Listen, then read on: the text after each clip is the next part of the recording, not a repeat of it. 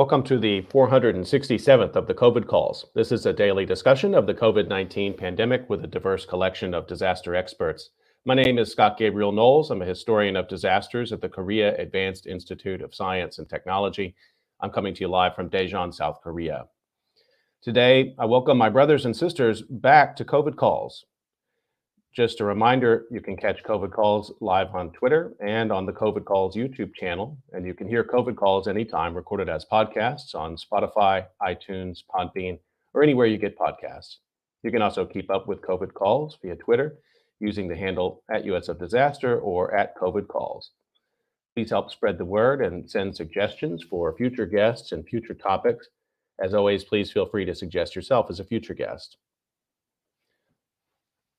As of March 13th, 2022, according to the Johns Hopkins University Coronavirus Resource Center, 86,389 people have lost their lives in the state of Texas from COVID-19. In California, 87,269 have died. In South Korea, where I am, 10,395 people have died from COVID-19. The highest death rates coming in the last 2 weeks. Vaccination rates: Texas, 62%, California, 71%, South Korea, 86%.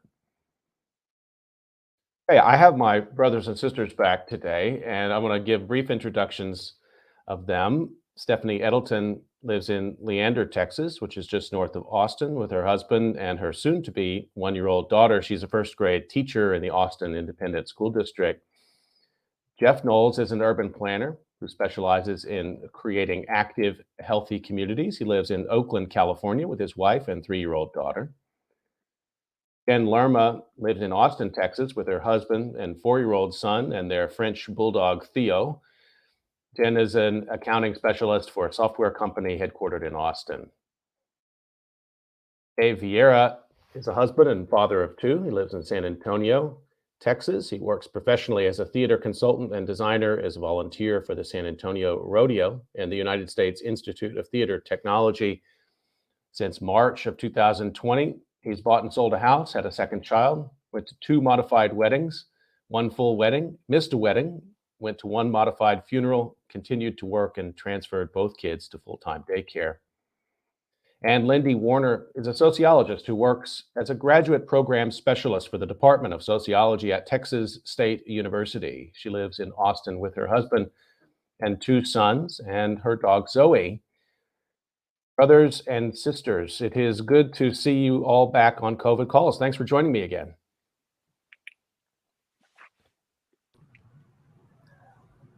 So I usually read an obituary or a story of advocacy for those impacted by the pandemic. I'd like to continue that now, and I'm going to hand that over actually to my sister Jen and my brother Jeff. And while we do that, the rest of us are going to remove ourselves from the picture, and then we'll rejoin you after you're done. Okay.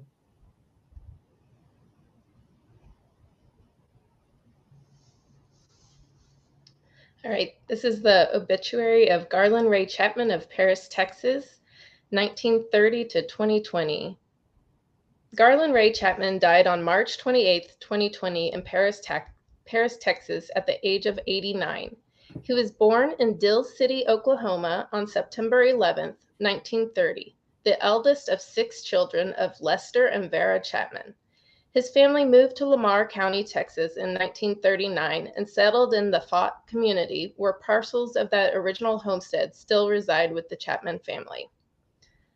Garland married June Norrell of Powderly, Texas, at the Calvary Methodist Church in Paris, Texas, on December 26, 1950, enjoying 69 years of marriage.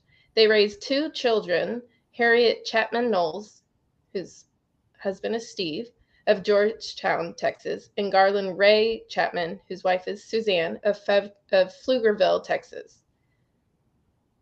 Besides his wife and children, he is also survived by 7 grandchildren and 5 great-grandchildren, plus 5 siblings, Wayne Chapman and his wife Pat, Gail Farmer, and Ruth Thompson, all of Paris, Texas. Jim Chapman and his wife Jan of Fott, Texas, and Wanda Thorpe of Yantis, Texas. Garland completed his elementary education in the Fott School near his home. He graduated from Paris High School, attended Paris Junior College, and earned a Bachelor of Science and Master of Science degrees from East Texas State University, Texas A&M Commerce. His postgraduate work included studies at the University of Northern Colorado and the University of North Texas and the University of Texas at Austin. His 37-year tenure as a career educator and public school administrator was primarily spent with the Midland Independent School District, where he served in varied, increasingly responsible leadership positions, including assistant superintendent of schools, principal of Midland Lee High School, and several junior high and elementary schools. After retirement, he returned to Paris, Texas in 1986, where he led an active retirement life. Garland was an active member for over 60 years with the Lions Club in Midland and Paris, where he received numerous accolades for his leadership and civic service. He also served at the Paris Food Pantry. Garland was a longtime member of the First United Methodist Church, where he was a member of the Grace Sunday School class. He was a Master Mason and a 32nd degree Scottish Rite Mason.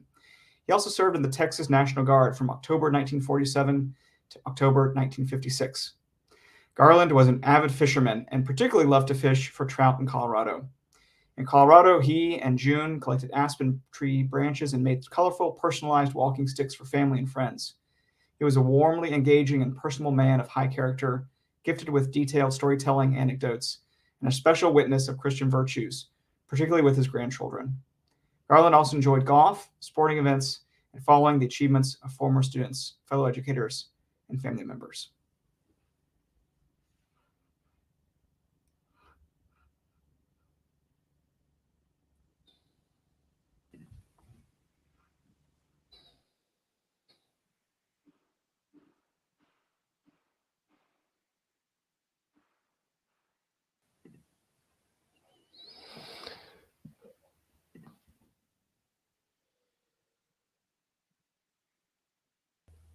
Okay, just having a second here of technical difficulty. I don't see Steph back in the picture.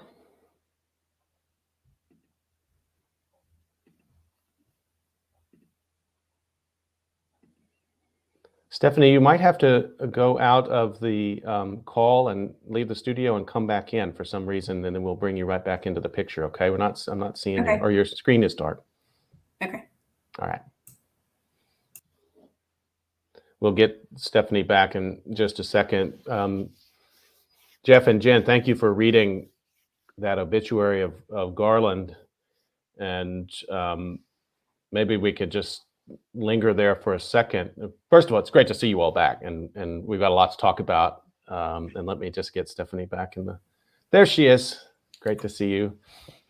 Thanks for being with me today, all of you. And yeah, I really appreciated you reading about Garland. And I'm going to share something real quick, and then maybe if anybody else wants to say anything. I mean,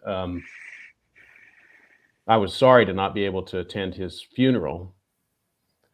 And it was so early in the pandemic period, although he had been sick before, and that was not the cause. But I remember sort of trying to watch because our dad gave the eulogy, and I remember watching that and thinking, I just don't know how anybody's going to survive in this time, like how you say goodbye to family members with Zoom and all of the precautions and everything that's going on. And it's just, everyone has gotten so used to it now, or maybe they're not used to it, but they've just learned how to cope with it. But that really stuck with me, that sort of inability to kind of say goodbye properly. So in some ways, listening to you read that was really helpful for me, and I appreciate you doing it. Garland taught me how to fish. He taught me how to drive. He taught me how to use a pocket knife, and I'll never forget him encouraging me to take up whittling when I was at the farm, and gave me a stick, and I had a pocket knife, and he stood over my shoulder and watched me for a little while I used the pocket knife, carving it towards myself, of course, so carving to the knife, sort of imagine me sort of 9 years old doing that. And he let me go a couple minutes, He said, well, I think you might want to turn it around and do it the other way, Scott. It might be a little safer. What do you think? Oh yeah. After I nearly stabbed myself in the stomach a few times. And he was the one in the family above all others who supported me going to graduate school. And I can only imagine what went through parents' minds when I said, I have a plan. I'm going to spend 10 years more in school with an uncertain job outcome. How about that? And they are all like, sounds great. And he was totally enthusiastic. And every time I talked to him, he had really good questions about like how my graduate program was going. And even very late in his life, he remembered the book that I had written and asked about it. And yeah, he was a great guy. Right now, I have a stack of books that's putting my laptop on it, and I just look down, and it's books that I have from his collection, which is just pretty amazing. I didn't even notice that, but it's behavior and education, and then a phonics book from who knows when. But I love having that in my office, just to kind of remind me about. You have his phonics book from when he was teacher, when he was administrator. Yeah. That's amazing. Yeah, when we were going through things, we got all of his collection of books, which filled his office and filled his room. So. Yeah, he passed early in the pandemic in late March of 2020, so right after the lockdown. So I don't think any of us got to go to the service. But I was out there in October of 2019, and I think some of y'all were with me there, which we got to say, see him and visit and kind of say our goodbyes that way. But yeah, I think it was just really difficult time and pretty scary going back to then. It feels very different from today where we are kind of with COVID, which is still wreaking havoc, I know, in many places, but we didn't know what to do. We didn't know how to live with the virus. We didn't, there was no vaccines, no precautions, really. We were just kind of moving into pretty rapid lockdown across the country.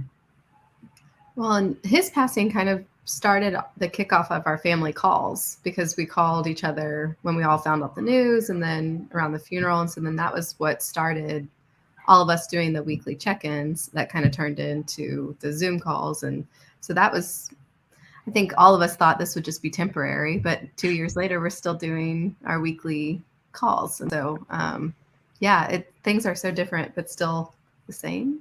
But yeah, I don't want to speak for anybody else, but I think with the funeral, it felt like it was just a temporary thing. It's like, okay, well, we have to deal with this right now. And that's, it's too bad that we're not able to gather, but eventually we'll be able to do kind of a makeup, or we'll be able to all gather maybe in a month or, later on. And so now it's just kind of the reality of we're not able to gather. And I think we've all grieved and we've celebrated his life, but it's just not in a non-traditional way.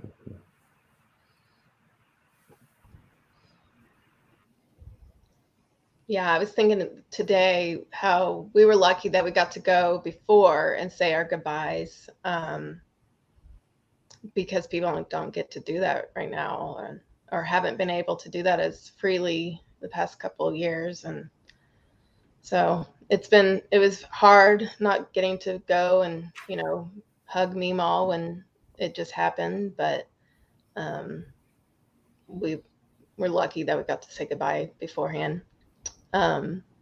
He also taught me how to fish and how to drive too, and throw the football.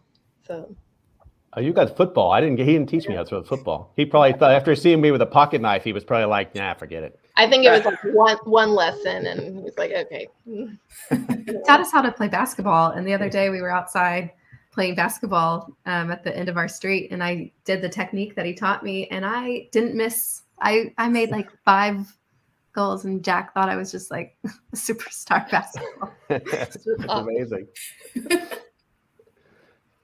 Well, let me just take a second to remind folks you're listening to COVID Calls, and this is a special episode today, Brothers and Sisters episode. It's the second time that we've had a chance to do this, and I went back and looked, and it was October 16th, 2020, the last time we did this call, and that day, 218,266 people in the United States had died of COVID.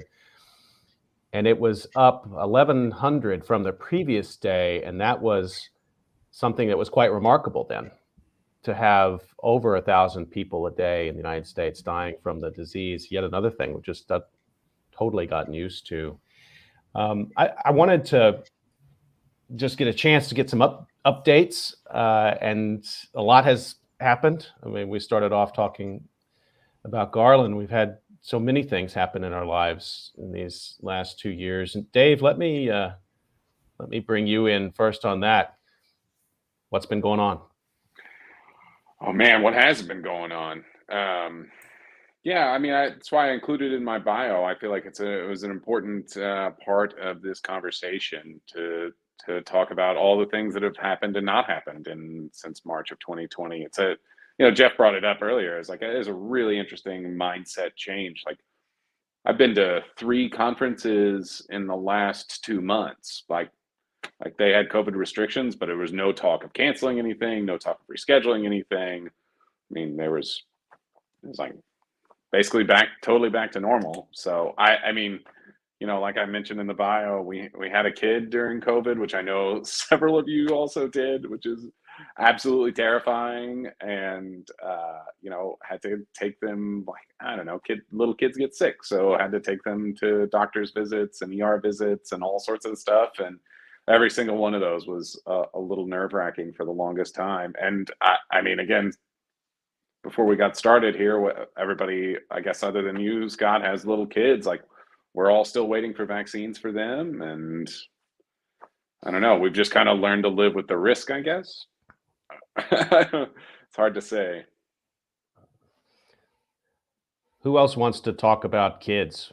Maybe maybe what we talk about the whole time, which is fine. But I particularly, David, having a child during this time, like bringing a child into this world in the middle of this pandemic. Let me just linger there for a second.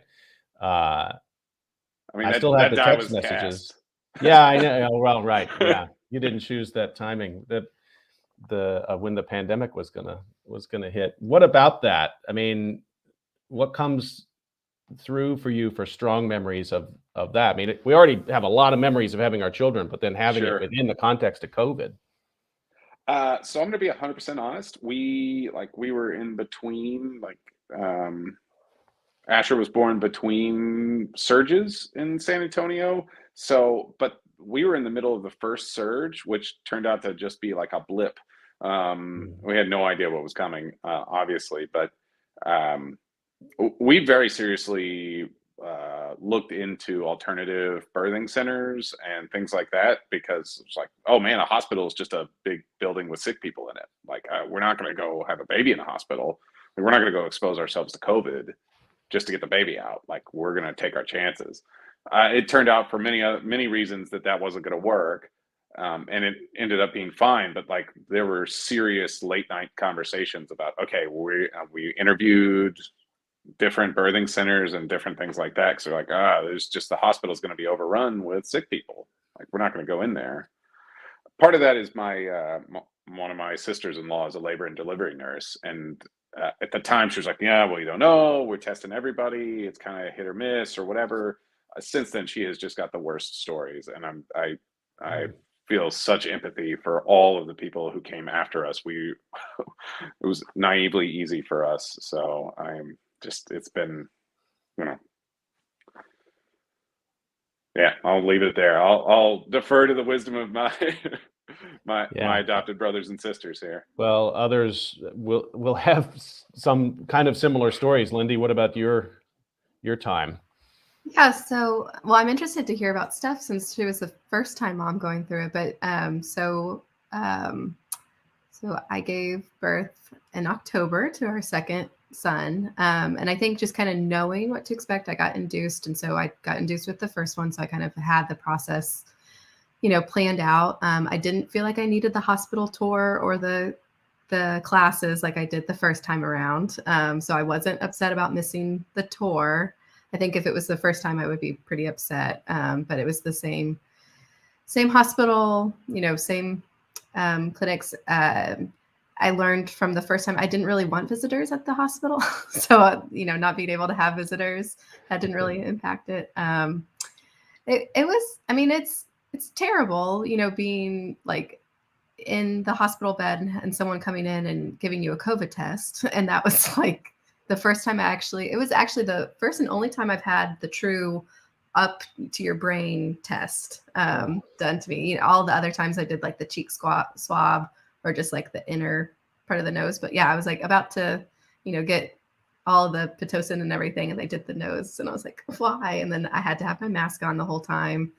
And yeah, it's just, there's the first picture of me holding Will. I have a mask on. And so it's just, it's sad. You know, but I guess that's the marker of the time of when I gave birth. But I would say overall, that was kind of the main difference, was just the lack of family involvement at the hospital, which for me was maybe a positive thing. Not that I didn't love, I mean, I loved the family the first time, but it made it like so that it was more of a special, like intimate time with just me and Weston and Will.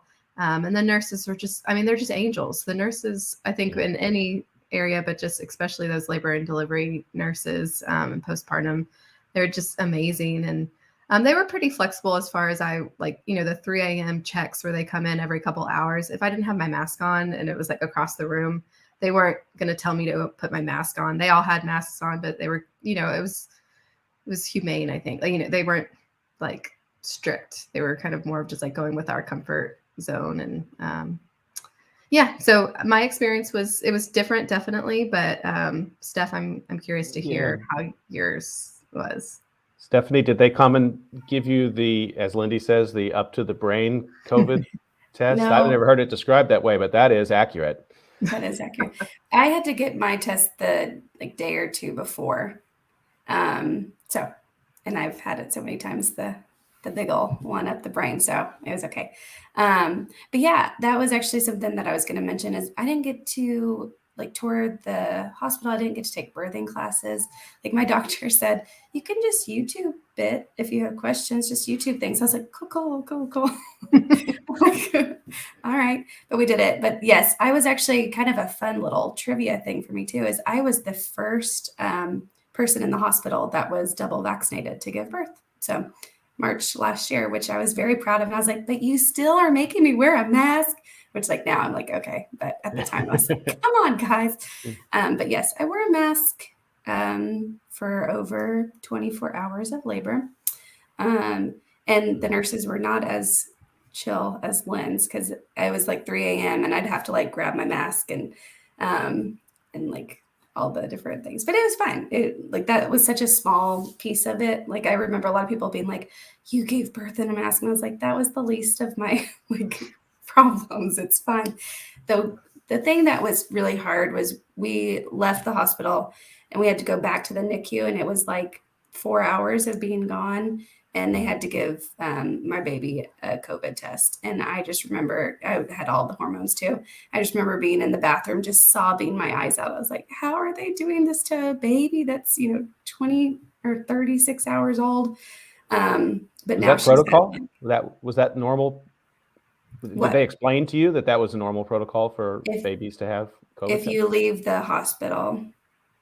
If you leave the hospital. Okay. Mm-hmm. So since we had just left to our house, that counted. So that was a hard one, but she's had so many COVID tests that I think it's just harder for me to see than it is for them. They're fine. But yeah, so many doctor's appointments, and she got ear tube surgery 2 months ago. And that was another one where she's a lot older and more into things. So I was trying to hold her and she's just grabbing my mask and pulling it off. And, so it's getting a little bit harder to go to doctor's appointments with that. But yeah, that was I kind of blocked out a lot of my birth story until now. And I'm like, oh yeah. And then that happened. And then yeah, keep going. Well, I wonder too, like if when we reconvene and have this call again, 5 years from now, will the way we tell it still, will the sort of the parts of it which everyone experiences, the fear, the joy, the excitement, the emotions and everything, will that come through and these memories of the masks and everything else sort of fade away? I just don't know. I think about this a lot with COVID. we're in it. And so it's the context in which we experience everything. But I wonder how many of those things will be central to the way you tell the story a few years from now. I guess there's no way to know except to reconnect about it in a few years and think about it. I thought it was funny. Yeah, go Sorry. ahead. No, I was gonna say I thought it was funny. One of the first places I took Asher, the young one, after he was born, like I just had him in the car with me. We rode down, and we were gonna, the rodeo that year had been canceled or was modified or whatever. So this is 2021. So we just went down to go get our check in and get our.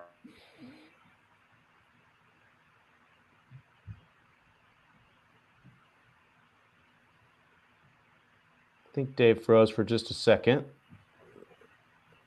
Back. Sorry, did I have the unstable internet connection? Sorry. You were just telling us about the rodeo, and I was like, rodeo? No. Yeah, so no, sorry, this was 2021. So we just went down there. We were just going to ride down there, pick something up, and leave. Yeah. Like we were going to pick up our credentials, and just to have the record of it, I guess. And the one of the girls was like, "Oh, I don't know." She put her face up to the window, and she was like, "Oh, he doesn't recognize me because I'm wearing a mask." And I was like, he met his mother in a mask. He is only known masks. Get your unmasked face out of his face. Step back. I'm like, you got to be kidding me here. Yeah. Sorry, you were going to kick it to Jen. No, that's it's interesting because we all want children to see our faces. I mean, that's a big part of bonding with little kids, right? Please remember me here, and that all the kids will know us because of these masks or through distance is an important part of this time. Man. Jen, let me get you in on this. You did not give birth during this time, but you do have a young guy around the house. What's it been like? Yeah, so Donovan is 4. He'll be 5 in May. The past year, so we are very fortunate, and my husband Daniel, he has stayed home since Donovan was born, stay-at-home dad. So we really lucked out where we didn't have to juggle that. But we did make the decision this year to put him in Mother's Day out twice a week.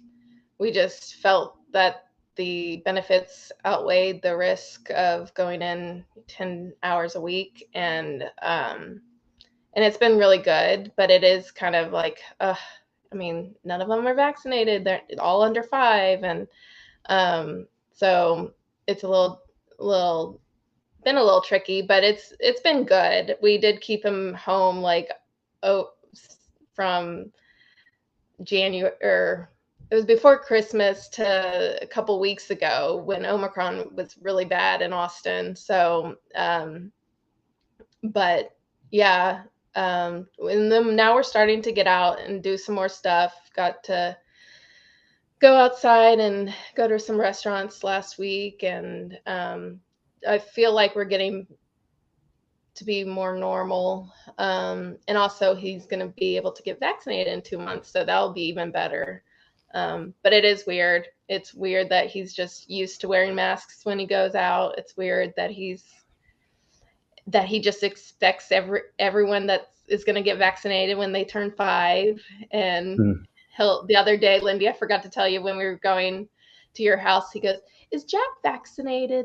I love that you asked that, but so it's just funny, just growing up in this time, what they think about, what they're used to. And yeah. Lindy mentioned the Knowles family calls that we do weekly. And I have to say, I should have let Donovan do the hosting today. He asked if he could come and talk. Well, he would just... We'll do another episode where we give him I'll just do a full-on hour with him. He is the best interviewer. And when we get on the family calls, he's like, "Oh, Scott, how are you doing?" I'm like, "Oh, fine, Donovan. Are you 40? How do you..." He's really good at asking people questions. Yeah. And he really wants to know the answer to those questions. It's great to talk to him. And I guess he's sort of, the way you're describing, he's kind of taking it all in stride. I mean, I guess things to kids are normal. Yeah. Jeff, let me get you in. What's the question? How you Life? doing? How's your life?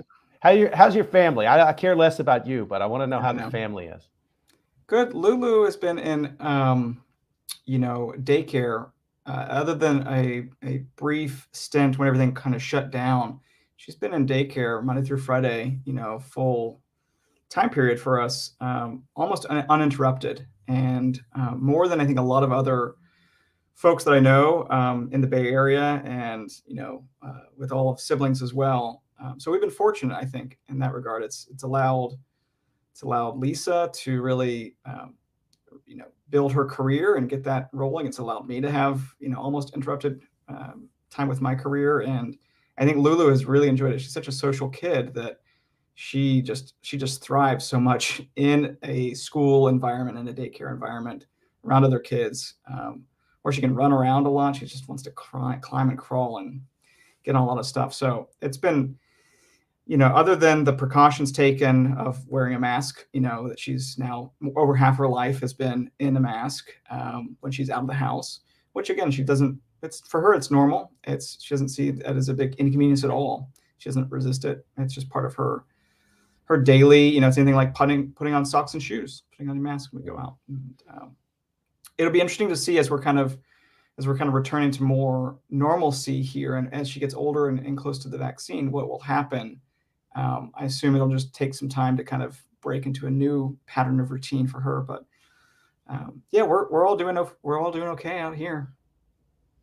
One thing that I'm always jealous about, Jeff, when I go on Instagram is see your pictures, and it's like, I mean, everybody who's living in Texas takes advantage of being outdoors, but then I look at your picture like, oh, there's your family with a bunch of redwoods. Like, has that been like a solace to you, that you've been able to get out into nature, like real nature? Yeah. And I hear them that just walked in the door here. Absolutely. That's kind of in our, since we don't have family close, we're not, in the locus in Texas, our ability to just get out and get into nature has been really important, always important, but now I feel like even more so. And we're not alone. I think across the country, people are really getting out more. People are like dusting off their bikes and going on bike rides and just getting out of the house and trying to find ways to recreate safely. And for us, it's just hiking and getting out and taking advantage of all the great natural resources that are in our backyard. That's why we moved here. It's why we live here, to take advantage of it.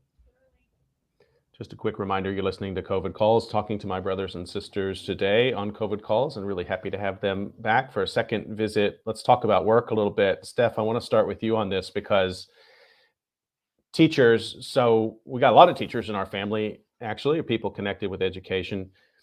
You've really been in a tight spot there in Texas, because everything we were just talking about, like, people are really eager to get their kids into daycare or back into school so that kids can be kids and so that parents can work. But we rely on teachers to make that happen. So what's that been like? I don't even know how to answer how this has been. I mean, I know the last time we talked, we were transitioning from going virtual back to hybrid. So I think the last time I talked about it, I had just a few students in my classroom. And it was just kind of a nightmare, kind of a blur, like my labor. Like, I just kind of block out last year because it was so hard. And then this year it was almost like, not my principal, but just kind of like in general, people just expected us just to go back to normal. And that was very odd. But it was also, I've loved it because I've loved seeing all the kids back in school. But we started the year off with 25 first graders that had never been to school before. So that was, it was a shock. I think it was a shock to everyone, and a shock to all of our systems of like, wait, they don't know how to sit in a chair. Like, they, a lot of them have not seen other children before, because most of the kids were not in the classroom at my school. They were in little pod groups. So they were with like 3 or 4. So that, and I was telling Lindy actually today about this, like, even now in March, the kids don't know how to play together. Like, they are so rough. And so it's just kind of having to go back to like teaching skills that I would not normally have to be teaching in March to first graders. So that's been very interesting. Our class had a big COVID outbreak. I think we had 12 got positive. I think because I was vaxxed, actually, I know I was vaxxed and I was wearing a mask. I was able to not get it, which was pretty incredible. I still don't know how that happened, but my whole class actually had to go virtual for 10 days. So that was hard. But other than that, it's been pretty good. And it's been just kind of a lesson too, just this past week, the mask mandate got lifted.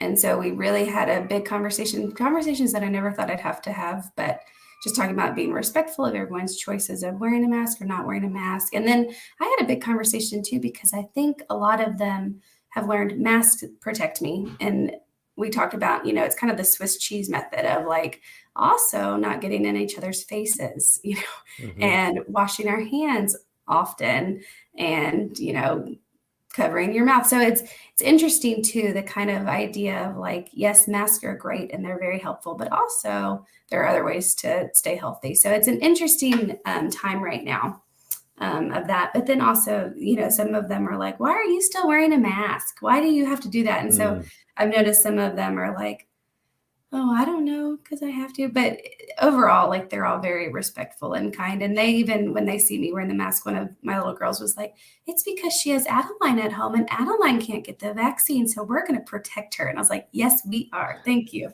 So they're sweet. It's been a ride. But I thought that the lifting the mask mandate was going to be a lot scarier, I guess, for me, just because, I do have a little one that I want to protect. But so far, so good. So we're just learning with this new way of living, I guess. In the media that we saw a lot, particularly in September's, we've seen these ongoing stories about tension between teachers and families. But I wonder, I guess I hope that's a little overblown. I hope you've been getting positive notes from families and they realized all of a sudden like, oh, I can't live my life without teachers. So supportive. I have the That's most good. supportive families. And yes, and also a thing too about like the mask, in my personal opinion, I feel like it is adults making it a bigger deal because these children run outside in Texas heat with a mask on and they were totally fine. Like they did not care at all.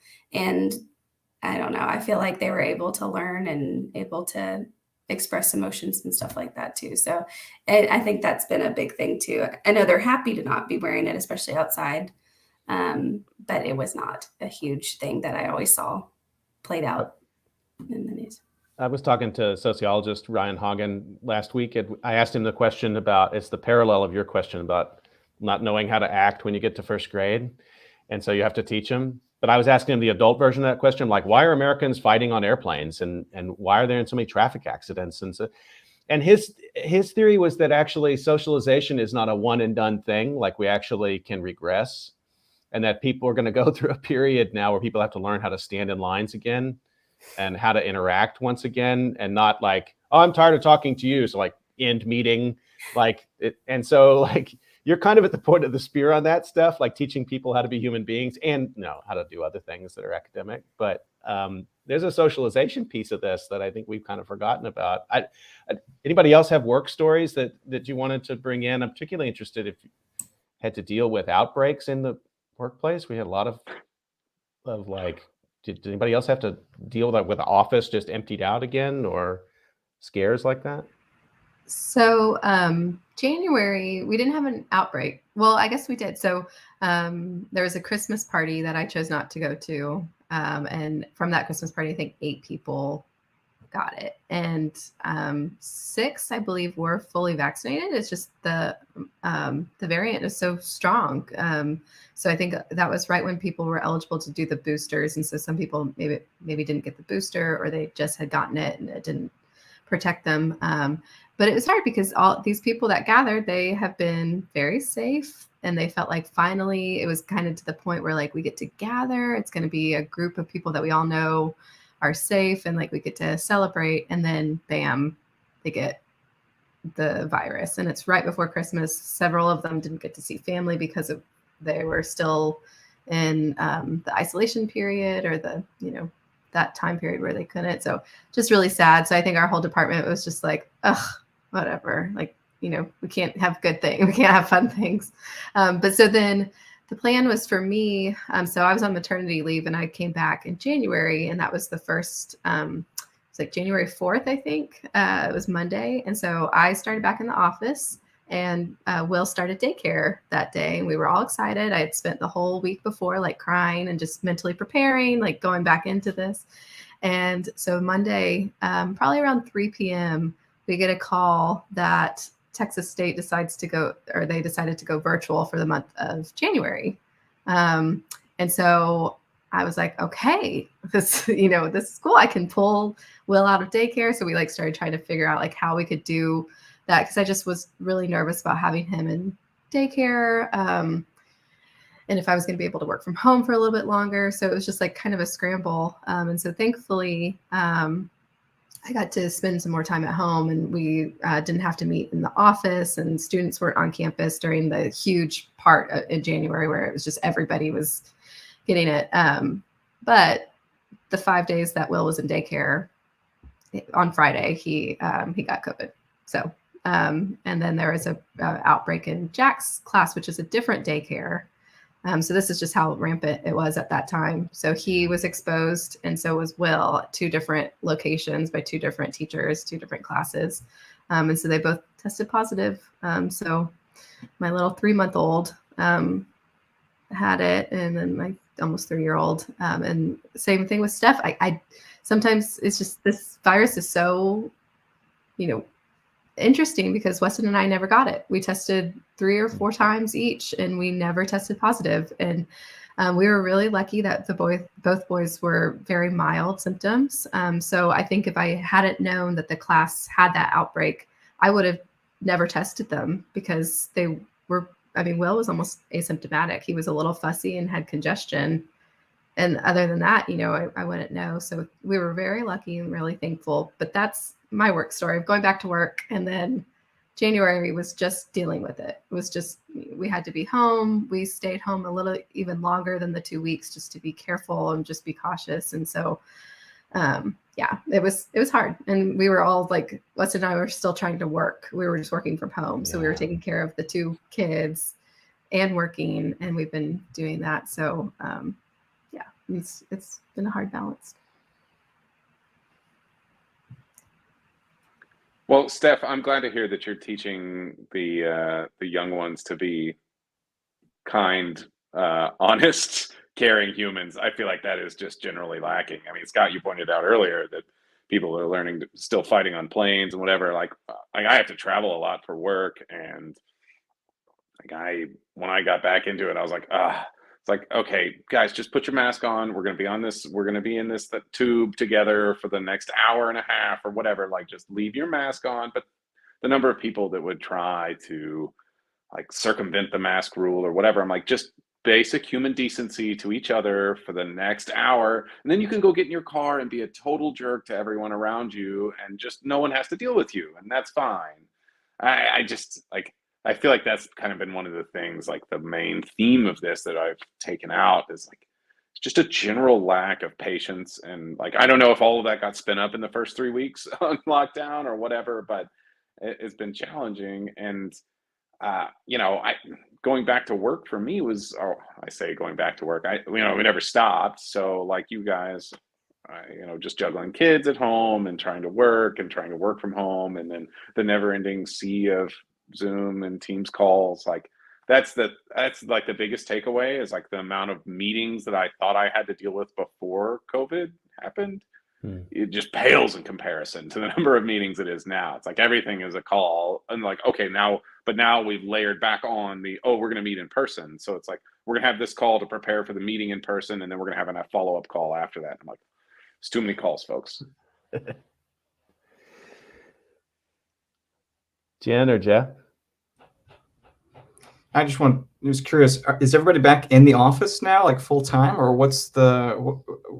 it's something that we're working on at my company right now in terms of expectations. There's a survey that just went out, company wide, to kind of gauge, individual comfort and interest. And I think what happened with COVID economically also for us was just this great reshuffling of labor in our market. And so we're really attuned and really sensitive to like retention. And so there's like keeping our employees safe, but also like don't want to like say everybody's all right back to the office 5 days a week because we will lose people, people that we need.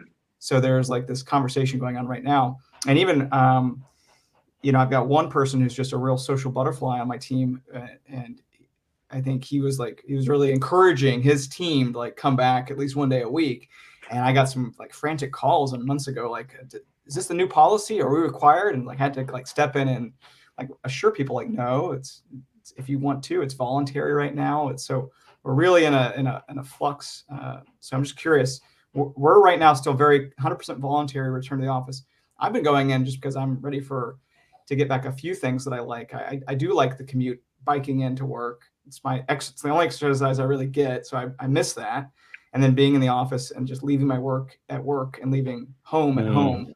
The blurred lines don't work for me. And I think I might be different than a lot of people I talk with who really enjoy working from home. But I really, I don't like it. So I'm ready to leave that behind and get back to how it was before.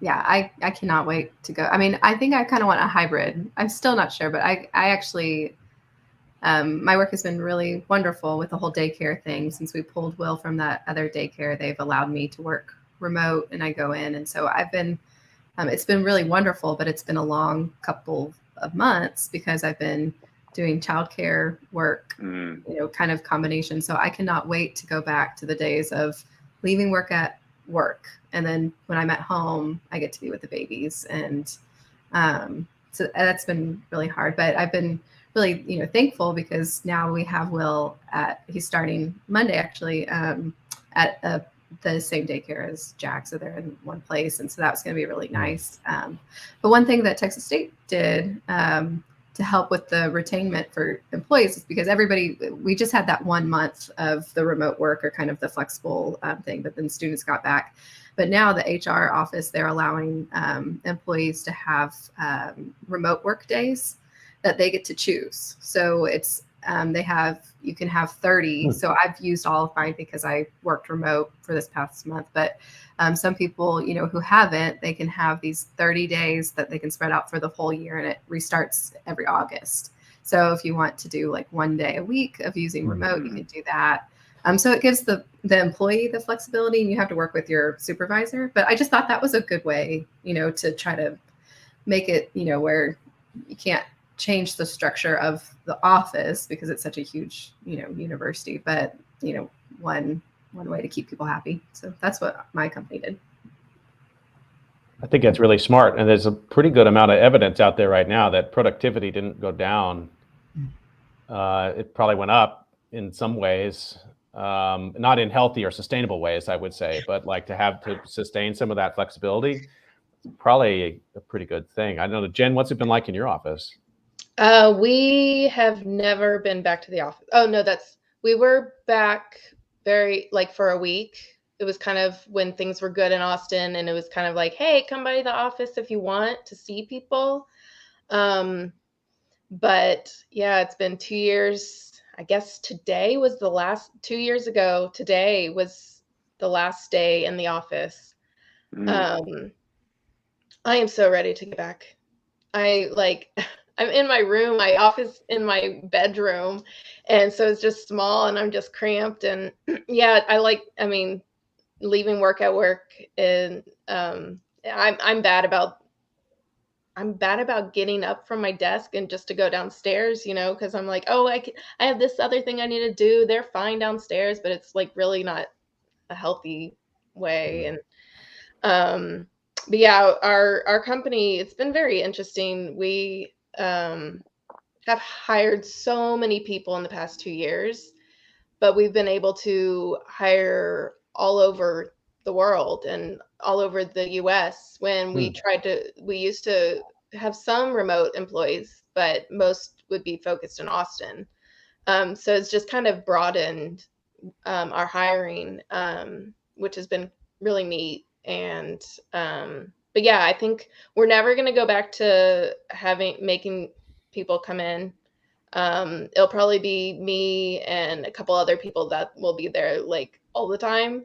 And then some people said they want to come in a couple times or maybe for a meeting. And then some people are like, I never want to go back to the office. So it's a variety.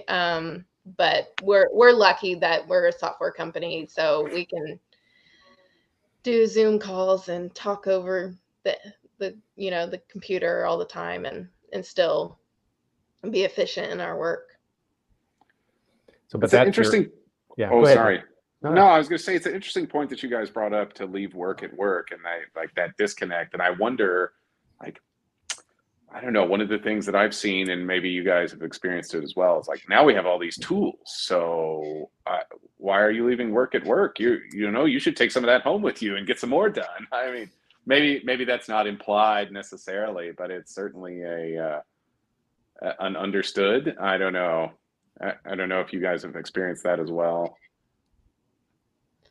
I've had to put do not disturb on my Teams messages because I was like, Good for you. I know I finally did. I mean, and it's not that my team like expects me to respond if they message like, but I'll sit there. The first thing I do is check my phone to see if work has like messaged me because they're all like an hour ahead of me. And so yeah, I finally put that in place where I'm like, nope. I'm going to check things when it's time for me to get to work. And because I think, yeah, people are just like, oh, everyone's at home and working. So they're going to be available at any time. And right. Dave, it's the lunch hour meetings that I just cannot abide anymore. So I've had to really like go firm no on that, just to try and reclaim it. I think it's more like Jen was saying, my own like behaviors that I need to curb. That's why like having a physical space where I can like leave the laptop there. It's so that I don't go home and like put in the hours that I don't need to unnecessarily. Yeah, I definitely think it's like my own personal stuff. It's just because I'm like, oh yeah, I can do everything from my phone. And so I need to respond, but that's not expected. So yeah. Good for you guys. I mean, you've certainly taken the bigger step than I have of acknowledging your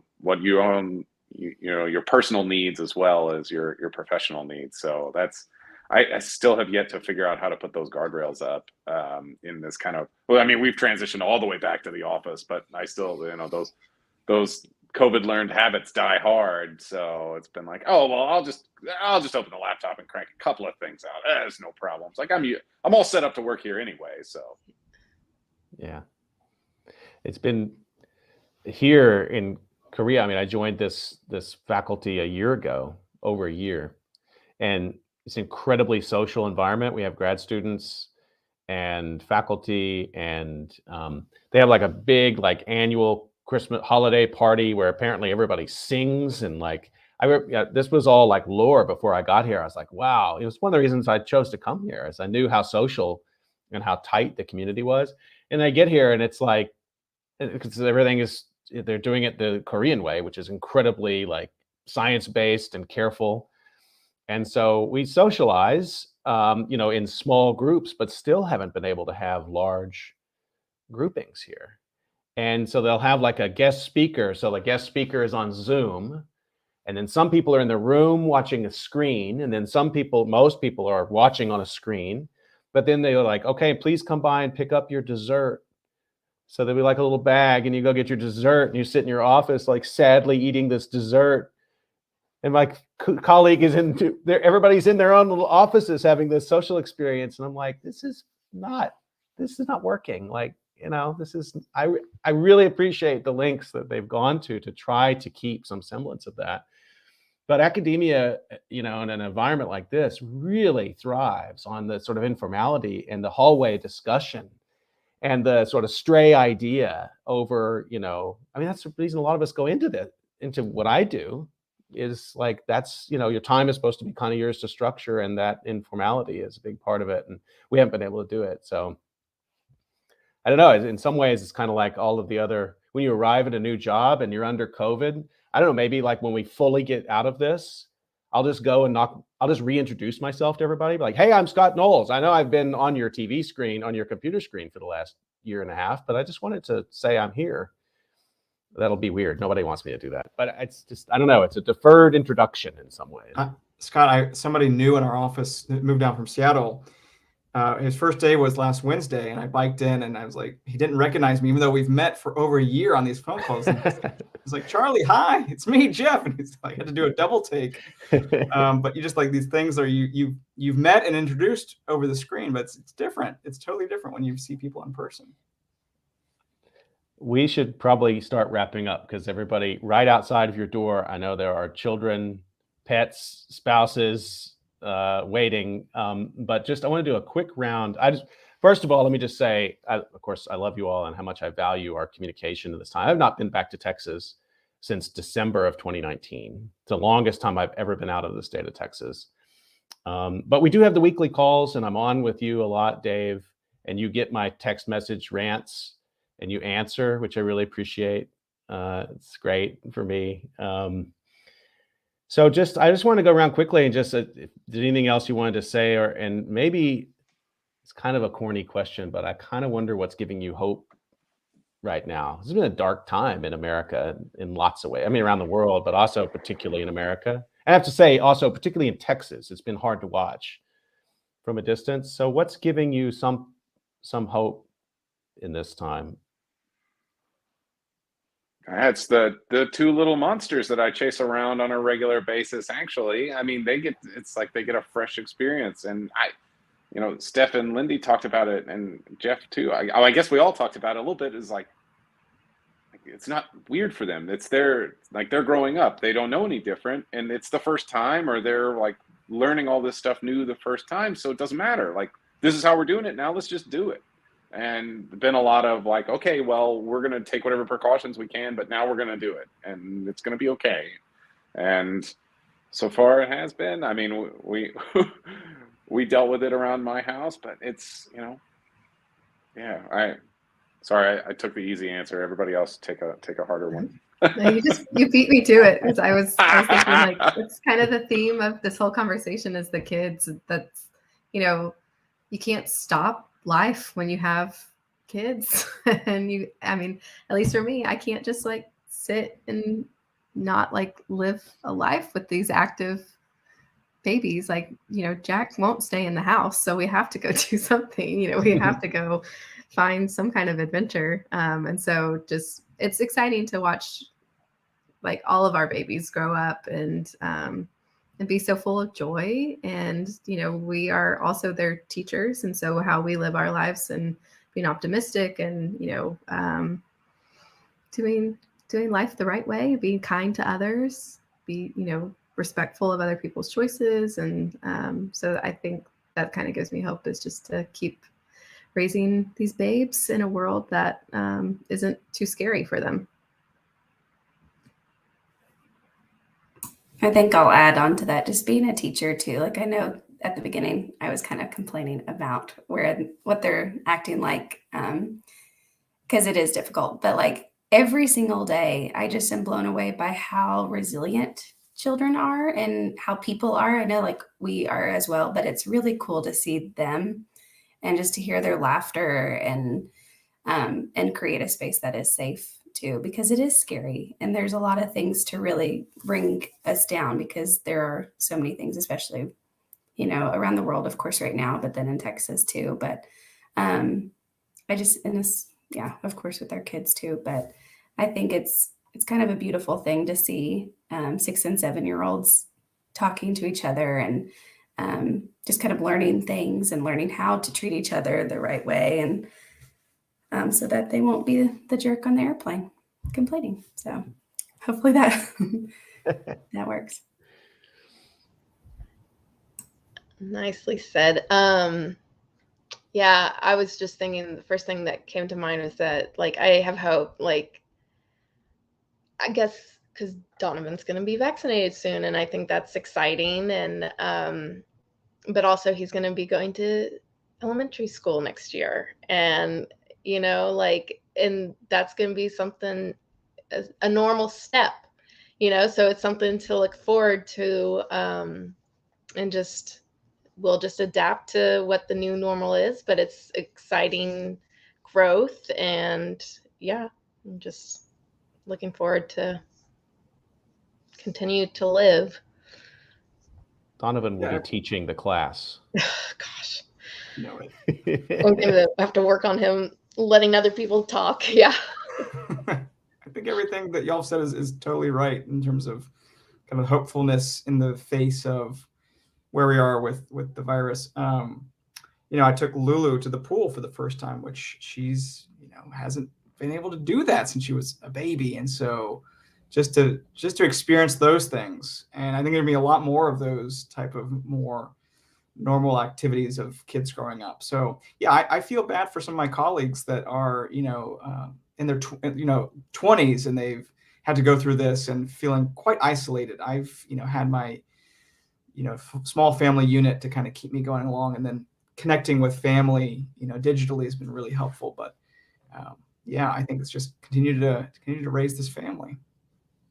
Hopeful also that we get to be together more frequently. That's also something that's going to keep me going, and excited to do that soon.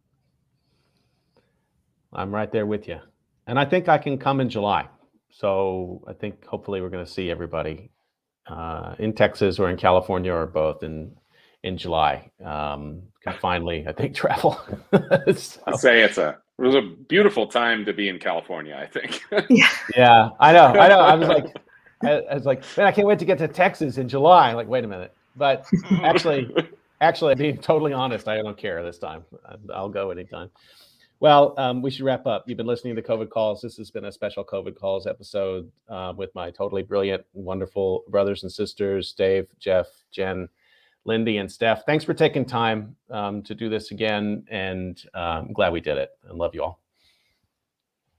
Love you too, buddy. Congratulations. Love you. Thank you.